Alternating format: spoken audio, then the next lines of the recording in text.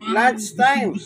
Bigay ng Panginoon Diyos. Amen. Salamat po, Panginoon Diyos, sa bigay mo sa aming tanghalian sa oras po ito. Sa ngalan ni Jesus. Amen.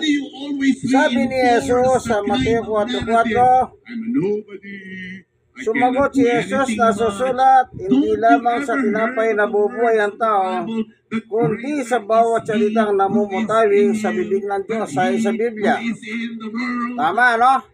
Dalawa yung kalagayan ng tao, meron siyang physical, spiritual. Kailangan niya ang kanyang physical, pagkain, kailangan niya spiritual. Ayan, nakikinig na po ako sa spiritual. Amen, amen, amen. Kain tayo. May salita pa ng Diyos na handog ng PMCC Portwatch sa Japan. Amen. God is good. Oh, I am also uplifting the life of the Bible students. Nakamix na po. I am the one who has the most yung kanin at saka hulam. Ang tawag dito, hambula. Modeling to them, hambula. training them. I am right now recertifying the MBSI extension programs. I am sending those who are qualified to have US visa to study in the MBSI North America. So far, you've sent already two Kasuki and Miyuki. Is that right?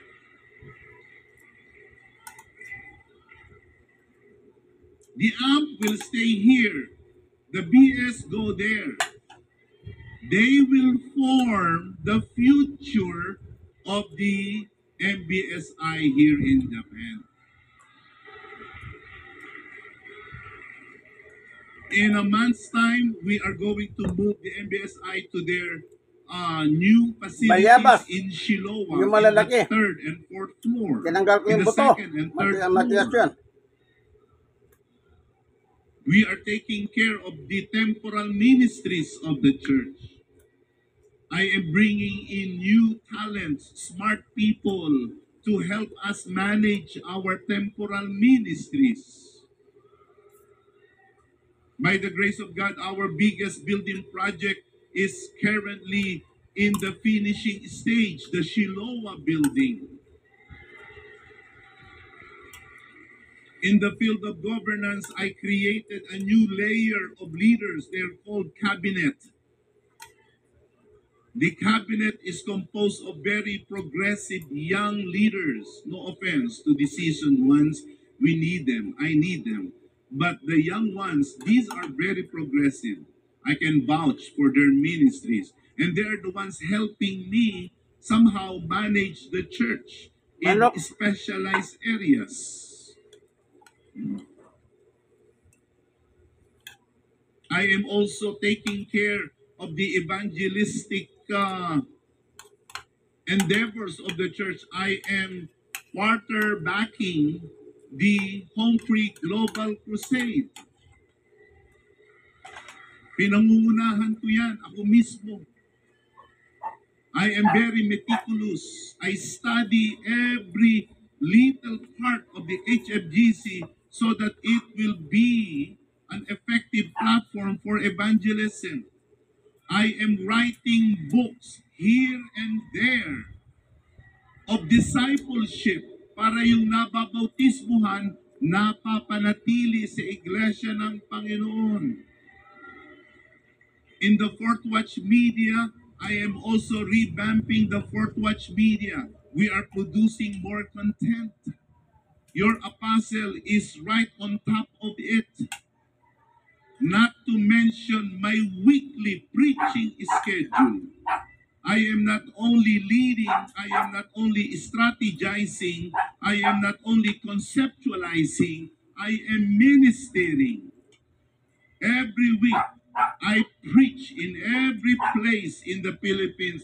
Ang mga presensya ng Panginoong Jesus, nasa turo at aral ng mga apostol. Kaya tayo makakatiyak na ang presensya ng Panginoon nasa Fourth Watch pa rin.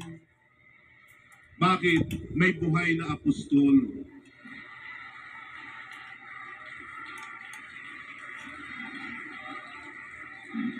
Number two, embrace the righteous sufferings of Christ. This is one counterintuitive. This is quite unconventional place where to find the presence of Jesus. Medyo di karaniwang lugar ito, ano? Meron na ba kayong hinanap na bagay at nasumpungan niyo yun doon sa lugar na hindi dapat siya naroroon? Nasaan yung sandok ko? Dito ko lang inilagay yun kanina eh. Yung sandok. Hinalughok mo na yung buong kusina mo, hindi mo makita yung sandok. Maya-maya yung anak mo may dalang sandok. Nadampot niya doon sa toilet. Kayong mga matatanda, kayong mga 50 anyos na ang tatanda nyo na,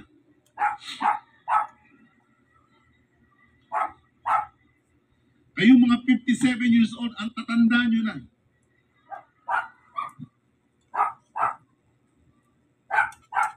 naranasan nyo na bang kung saan nyo hinahanap yung salamin nyo? Yung pala nakasabit lang dito. O kaya suot nyo na. Saan ba yung salamin ko? O kaya papasok kayo sa isang kwarto, biglang pagdating nyo sa kwarto, tatanungin ninyo ang inyong sarili, ano ba ang hinahanap ko dito?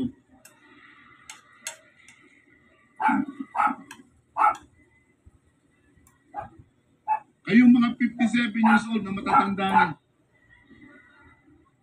kayo ba'y pumunta sa mall, nag-park kayo, tinitigan nyo na yung letra J14. Lumakad kayo ng ilang hakbang, maya-maya, ano nga ba yung, saan ko ba pinark yun?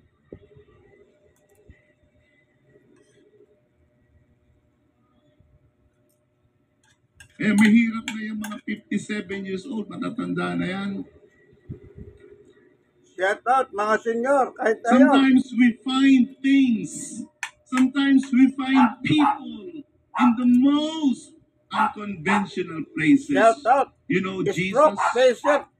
Yes, you can find Jesus. Pasyenteng may You can stroke. feel the presence of Jesus. You can literally discern the presence of Jesus when we sing Kahit po tayo, songs kahit. Mga PWDs. Kahit. together with other saints. When we worship, we feel Jesus in the special numbers that are done right, in praise and worship that are done right. We feel Jesus when we listen to a great message. We sense Jesus in our quiet moments. But you do not, and you will not always find Jesus in those places. Listen, are you with me? Jesus can also be found in difficult places, in rough places.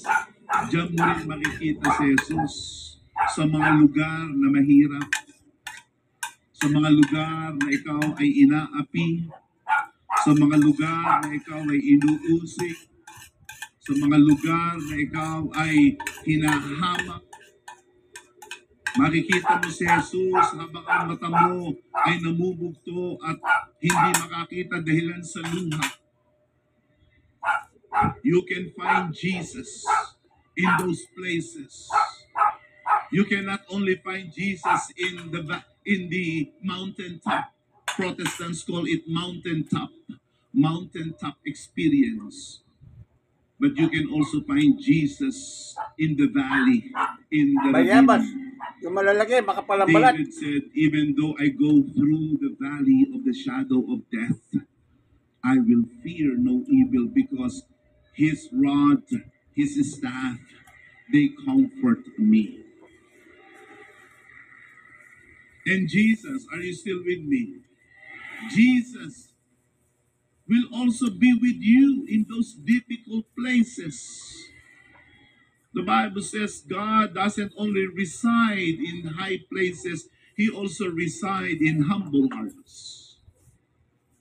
Kaya sa fourth watch, huwag nating katakutan ang mga banal na mga pagtitiis. Huwag nating ikainis na tayo minsan ay naghihirap, na tayo minsan ay nagkukulang dahilan sa ating tapat na mga paglilingkod, because definitely that's what you're gonna get.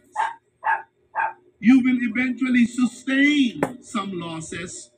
You will be able to get some blows from the enemy. Yes, the cross is heavy, but do not drop it because it's heavy. Keep bearing the cross, keep carrying the cross, because Jesus is with you. 1 Peter 4:13 to 14. 1 Peter 4:13 to 14. Rejoice as you participate in the sufferings Malamig. of Christ, so that Mainit you ang may be panahon. overjoyed when His glory is revealed. If you're insulted because of the name of Christ, you're blessed. For the Like, Spirit share of na, share. glory, the May mga Spirit of nasishare, share God niyo po sa iba. rests on you. Yung The kaibigan Spirit kay of Jesus, God rests in on Christ you. Na alone. mamahingalay, God bless us all po. Bye-bye. nakahapo, nakikinig Daniel. ba tayo dyan? Yung kaibigan kay Nakahapo Jesus, ang Brother Mango presensya ng Bautista. Panginoon sa mga mayroong banal